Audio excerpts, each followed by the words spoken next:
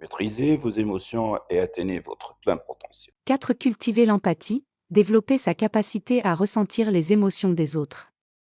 Cultiver l'empathie est un élément clé de l'intelligence émotionnelle. Elle implique la capacité à ressentir et à comprendre les émotions des autres, ainsi qu'à adopter leur point de vue. L'empathie peut aider à établir des relations plus étroites et plus significatives avec les autres, à favoriser la communication et à améliorer la résolution de conflits. L'empathie se manifeste sous différentes formes, allant de l'empathie cognitive, qui est la capacité de comprendre les émotions des autres sans nécessairement les ressentir, à l'empathie affective, qui implique de ressentir les émotions des autres comme si elles étaient les siennes. La capacité à être empathique dépend de plusieurs facteurs, notamment de l'expérience personnelle, de la culture, de l'environnement social et de la personnalité. Certaines personnes sont naturellement plus empathiques que d'autres, mais cette compétence peut être développée et améliorée par la pratique et l'apprentissage. L'empathie peut être cultivée en apprenant à écouter activement les autres, en cherchant à comprendre leurs perspectives et en étant ouvert d'esprit et tolérant face à leurs différences. Elle peut également être encouragée en participant à des activités qui favorisent la connexion émotionnelle, comme le volontariat ou la participation à des groupes de soutien. Il existe plusieurs techniques pour cultiver l'empathie. Tout d'abord, il est important de prêter attention aux signaux non-verbaux tels que la posture, le ton de la voix et l'expression faciale, car ils peuvent indiquer beaucoup sur l'état émotionnel d'une personne. Il est également utile de poser des questions ouvertes et d'écouter attentivement les réponses pour mieux comprendre les sentiments de l'autre. En effet, lorsque nous communiquons avec les autres, une grande partie de l'information que nous recevons est transmise par des signaux non-verbaux, tels que la posture, le ton de la voix et l'expression faciale. Ces signaux sont extrêmement importants pour comprendre l'état émotionnel d'une personne et pour établir une communication efficace. La posture d'une personne peut en dire long sur son état émotionnel. Une personne qui se tient droite, les épaules en arrière et la tête haute, transmet une impression de confiance et d'assurance. À l'inverse, une personne qui se tient courbée ou qui évite le contact visuel peut être perçue comme timide ou mal à l'aise. Le ton de la voix est également un indicateur important de l'état émotionnel d'une personne. Une voix forte et claire peut indiquer de la confiance, de la détermination ou de la colère, tandis qu'une voix douce et faible peut indiquer de la timidité, de la tristesse ou de la fatigue. Aussi, l'expression faciale est probablement le signal non verbal le plus important pour comprendre l'état émotionnel d'une personne.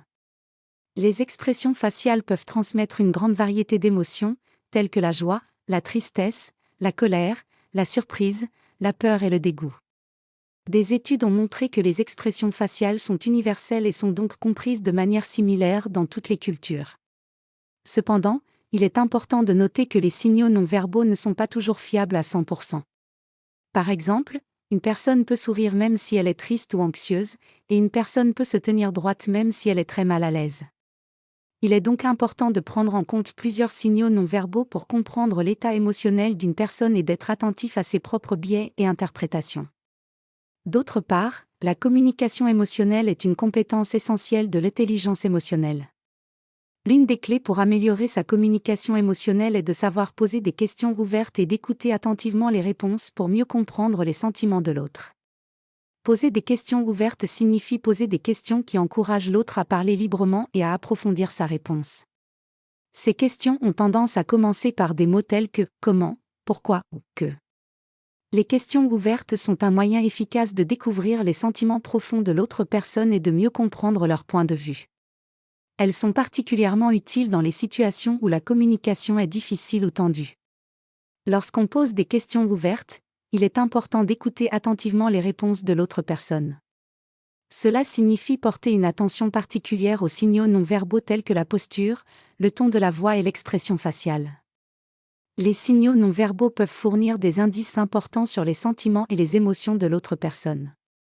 Il est également important de ne pas interrompre l'autre personne pendant qu'elle parle et de ne pas sauter immédiatement à des conclusions. En écoutant attentivement les réponses de l'autre personne, on peut mieux comprendre ses sentiments et ses émotions, ce qui peut améliorer la qualité de la communication et renforcer la relation. Cela peut également aider à éviter les malentendus et les conflits, car on est mieux en mesure de comprendre le point de vue de l'autre personne. La pratique de la méditation de la pleine conscience peut également aider à cultiver l'empathie. En étant attentif à ses propres sensations corporelles, pensées et émotions, on peut mieux comprendre les expériences et les émotions des autres. La méditation peut également aider à développer la patience, la tolérance et l'ouverture d'esprit. La pleine conscience est une technique qui implique de se concentrer sur l'instant présent et de prendre conscience de ses pensées, de ses émotions et de ses sensations physiques sans les juger. Cette pratique peut aider à développer une compréhension plus profonde des émotions des autres en nous permettant d'être plus présents et attentifs à ce qui se passe autour de nous. Lorsque nous sommes pleinement présents et conscients de nos propres émotions, nous sommes plus en mesure de comprendre les émotions des autres. En cultivant cette présence et cette attention, nous pouvons également être plus à l'écoute de ce que les autres ont à dire, sans jugement ni préjugés. En pratiquant régulièrement la méditation de la pleine conscience, nous pouvons développer notre capacité à ressentir de l'empathie envers les autres, car nous sommes plus conscients de ce qui se passe en eux et autour d'eux. Nous pouvons également être plus ouverts et réceptifs aux émotions des autres, ce qui peut renforcer notre capacité à établir des relations positives et enrichissantes avec les autres. L'exposition à des expériences culturelles différentes peut également aider à développer l'empathie. Les voyages, les conversations avec des personnes de cultures différentes ou la lecture de livres sur des cultures étrangères peuvent aider à élargir son point de vue et à comprendre les expériences et les émotions des autres. Enfin, il est important de se rappeler que l'empathie est une compétence qui s'apprend et se développe au fil du temps. Elle nécessite de la pratique et de la persévérance pour devenir une habitude naturelle. Cultiver l'empathie peut non seulement améliorer nos relations interpersonnelles, mais également renforcer notre bien-être émotionnel en nous connectant à une plus grande communauté.